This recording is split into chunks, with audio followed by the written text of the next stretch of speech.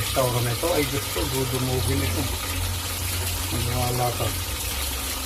Yung mga gulay kasi nila sa mga restaurant, wala. Basta naluto lang.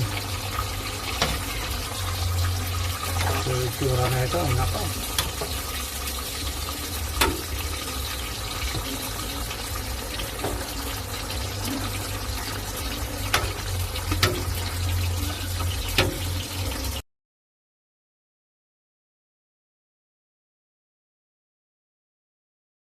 Kung negosyo, no, yung negosyo ron na alam niyang papatok na hindi alam gawin ng mga naandun.